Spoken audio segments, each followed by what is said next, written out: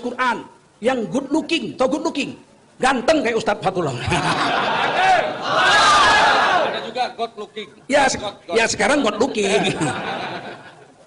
Aku ya, seluruh dunia, bangsa apapun mengakui kalau orang jahat itu pasti wajahnya tidak good looking. Film India misal, banditnya Tuan Takur.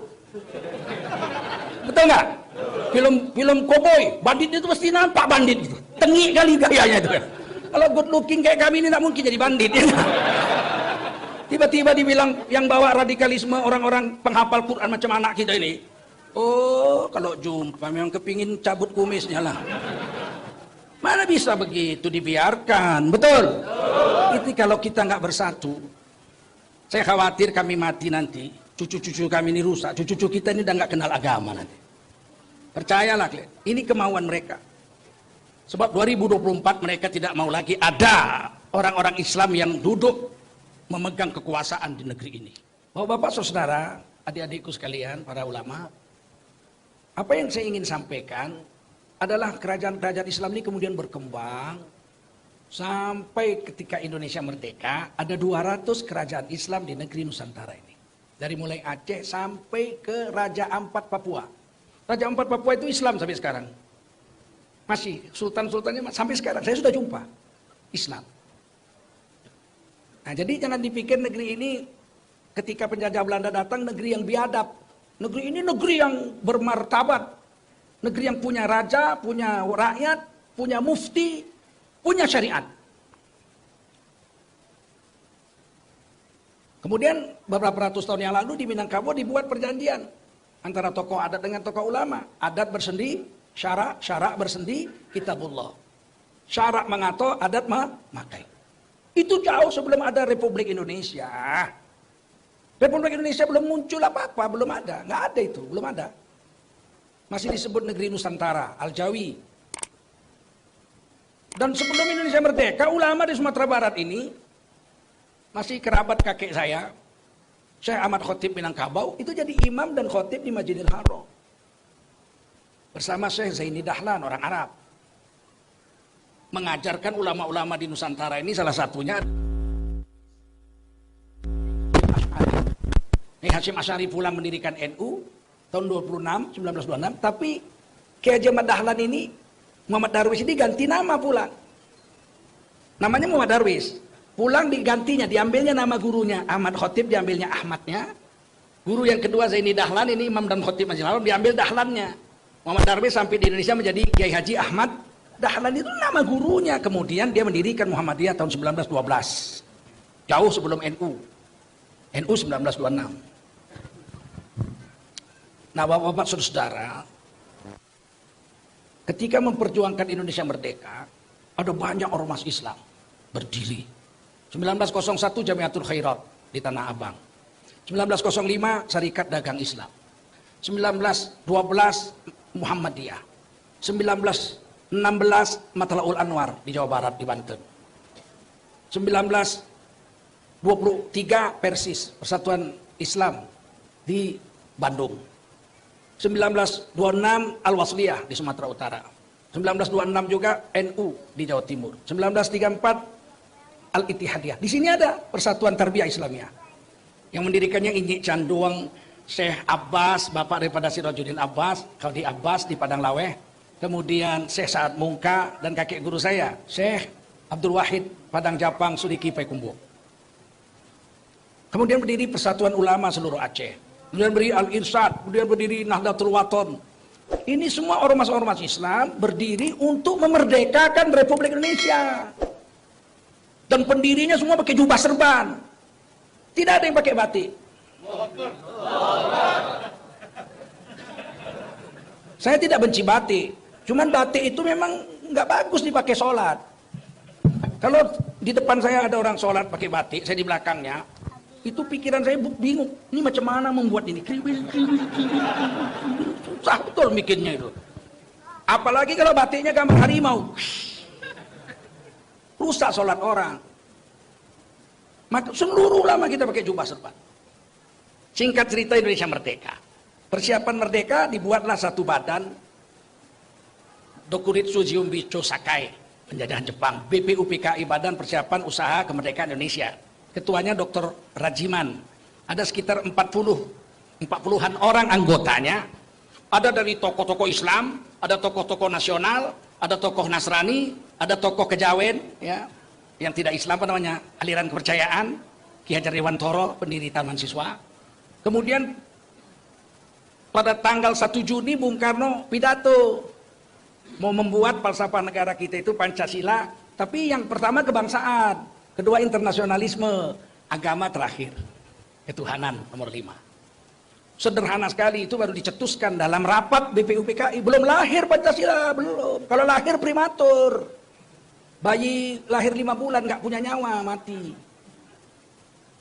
Kemudian tanggal 22 Juni mereka sepakat membuat pembukaan Undang Dasar 45 itu, namanya Piagam Jakarta. Muncullah Pancasila di situ. Yang menyusunnya yang paling berjasa adalah Muhammad Yamin, sarjana hukum. Orang awak. Jadilah, ya orang Lintau tuh jago kungfu. Itu jadilah seperti yang sekarang. Tapi ketuhanannya beda. Ketuhanan, dengan kewajiban menjalankan syariat Islam bagi pemeluk-pemeluknya. Yang lain sama dengan yang sekarang. Itu 22 Juni. Kemudian PPKI dikecilin. Panitianya jadi 9. Panitia Persiapan Kemerdekaan Indonesia. 9 orang, ketuanya Insinyur Soekarno. Anggotanya Muhammad Hatta, ada di situ. Wahid Hasyim Asy'ari, bapaknya Gus Dur. Ada Ki Bagus Hadikusumo, ada Dr. Manamis, 9 orang. Nah, kemudian putuslah merdeka 18 Agustus, 17 Agustus merdeka, 18 Agustus dibuatlah Pancasilanya, ketuhanan yang Maha Esa. Yang lain sama dengan Piagam Jakarta. Merdekalah kita. Waktu memperjuangkan kemerdekaan, orang-orang berserban jubah ini nggak dibilang-bilang kadal gurun. Nggak ada satupun yang bilang kadrun. PKI betul yang bilang kadrun itu. Giliran udah merdeka kita berserban jubah dibilang kadrun. Siapa mereka ini? Maaf ya, BPUPKI 40-an orang, PPKI 9 orang, tidak ada satupun utusan PKI yang duduk di situ. Tidak ada satupun utusan PKI yang ikut untuk merumuskan kemerdekaan Republik Indonesia. PKI tidak setuju dengan Indonesia. Tahun 1948 ketika kita mau perang sama Belanda, agresi pertama, dia memberontak di Madiun, di bawah pimpinan Musso, dia memproklamasikan Republik Rusia Raya. Bukan Republik Indonesia PKI. Tahun 65 dia memberontak lagi, berafiliasi ke Cina, RRC. Tahun 48 afiliasinya ke Rusia. Tahun 65 ke Cina. Dilaranglah PKI sampai sekarang. Yang sekarang ini mulai hidup lagi. Mana PKI-nya? Mana berani nongol kita bacung lah lehernya, ya enggak? Tapi ciri-ciri dan baunya kelihatan. Anti dengan agama, nggak suka dengan agama. Kalau dengar syariat, terbakar bulu kumisnya. Ngeri ini orang. Tiba-tiba orang Minang dibilang pula disuruh mendukung negara Pancasila. Gondolmu. Nggak ada negara Pancasila. Di mana negara Pancasila? Nggak ada. Ini NKRI, Negara Kesatuan Republik, bukan negara Pancasila ini. Dan Pancasila tidak lahir 1 Juni. Kami Majelis Ulama Indonesia menolak Pancasila yang lahir 1 Juni. Karena 1 Juni itu kebangsaan nomor 1, ketuhanan nomor 5. Yang kita terima adalah Pancasila yang lahir 18 Agustus 1945. Bukan 1 Juni. Ini penyelewengan sejarah. Tiba-tiba Pancasila mau diperas jadi Trisila. Ketuhanannya ketuhanan yang berkebudayaan. Mau Glenn? Itu baru mau dibuat undang-undangnya. HIP, haluan ideologi Pancasila. Baru mau dibuat. Untuk apa dibuat? Untuk menangkap ulama-ulama yang keberatan. Kalau dibuat ketuhanan berkebudayaan. Belum bisa ditangkap, belum ada undang-undang. Mereka sudah buat 6 tahun ini. Ketuhanan berkebudayaan itu sudah dibuatnya 6 tahun ini. Kita nggak mau. Karena ketuhanan itu mesti berdasarkan syariat, Quran dan Sun. Mana ada ketuhanan pakai budaya? Ketuhanan itu wahyu. Budaya pemikiran orang. Bagaimana bisa ketuhanan dengan wahyu dijadikan satu? Nggak bisa. Mereka buat. 3 tahun yang lalu kurang lebih diadakan Isra dan Mi'raj di Istana Negara. Dipanggil pembaca Qurannya orang Medan, juara MTQ internasional. Bapaknya kawan saya. Diumumkan pembacaan ayat suci Al-Quran pada malam hari ini akan dibacakan oleh si Fulan bin Fulan, dosen Universitas Islam Negeri Yogyakarta, dengan membacakan surah Al-Isra ayat 1 sampai sekian dan surah An-Najm ayat 1 sampai sekian dengan membawakan langgam lagu Nusantara. Apa ini? Baca Quran Nusantara. Teringat aku Kus Plus. Kus Plus banyak Nusantaranya itu. Di Nusantara yang indah, rumahku ding ding ding ding, engkau harus tahu. Blak, tebak, tak, ding. Wah, ini Nusantara nih. Tiba-tiba keluar pakai baju jas hitam. Lah, mana ada Nusantara pakai jas? Gak ada orang Melayu, Minang, Teluk Blango, ya enggak? Orang Aceh, Maketup. Orang Jawa pakai belangkon, pakai basket, pakai sarung. Orang Papua pakai koteka. Mana ada orang Nusantara pakai jas? Nggak ada. Tiba-tiba baca Qur'annya rupanya yang lagu Jawa. Subhanalladzi asra bi 'abdihi lailam minal masjidil haram. Kalau aku ada itu ku cabut kumisnya, betul. Menghina sekali dia dengan agama kita, betul nggak? Dia bilang Allah, inna anzalnahu Qur'anan Arabiyya la'allakum ta'qilun. Sesungguhnya kami turunkan Quran ini pakai bahasa Arab agar kau pakai akalmu ini. Orang Quran bahasa Arab kok lagunya lagu Jawa. Sunan Kalijogo orang Jawa asli, Wali Songo, nggak ngajarkan baca Quran lagu Jawa di tanah Jawa dia. Sedangkan lagu Arab aja kalau Romal nggak boleh dipakai. Tola'al badru alaina. Itu kan sudah. Waktu Nabi datang udah dinyanyiin itu. 1442 tahun yang lalu. Nggak boleh lagu Arab seperti itu dipakai baca Quran. Wadduha walaili idza saja. Nggak boleh itu. Walaupun lagu Arab. Bukan enak-enak. Rasulullah membaca wattini wa zaitun. Indahnya luar biasa. Dalam hadis Bukhari diceritakan. Kata almarhum guru saya Al-Hafidh Syekh Abdul Rauf, kemungkinan besar lagunya Nahwan. Jadi sudah ada.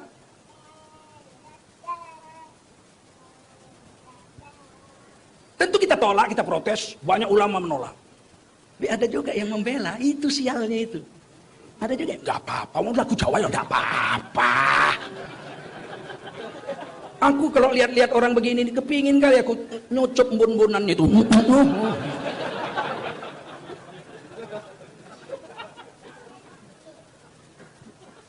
Kita protes seluruh Indonesia, dia nggak jadi buat musabaqah tilawatil Quran tingkat nasional pertama dengan lagu-lagu Nusantara dibatalkan. Sudah diumumkan di Manado penutupan seleksi tilawatil Quran oleh Menteri Agama Lukman Hakim Saifuddin. Karena derasnya protes, nggak jadi. Tapi kita yang protes nggak bisa ditangkap, nggak ada undang-undang. Ini mau dibikinkan rancangan undang-undang HIP. Siapa menolak ketuhanan berkebudayaan kalau itu dia jadi undang-undang, ditangkap. Yang nolak ditangkap karena melanggar undang-undang. Paham, Glenn? Maka MUI seluruh Indonesia menolak. Tanda tangan 34 provinsi. NU nolak, Muhammadiyah nolak, Matlahul Anwar nolak, semua nolak.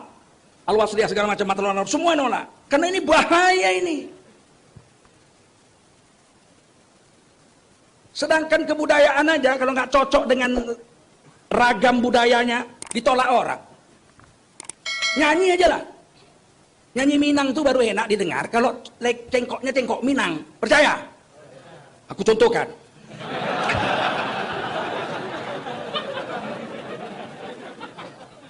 Hujan, jikalau hujan, hati dan ibu takkan masuk kisah nan lamu masuk sapayuang kita badu. Bisa nangis orang enak, betul?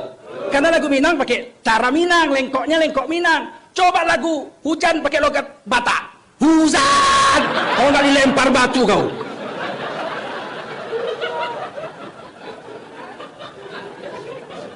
Enggak, saya cuma mau kasih contoh bahayanya ketuhanan yang berkebu.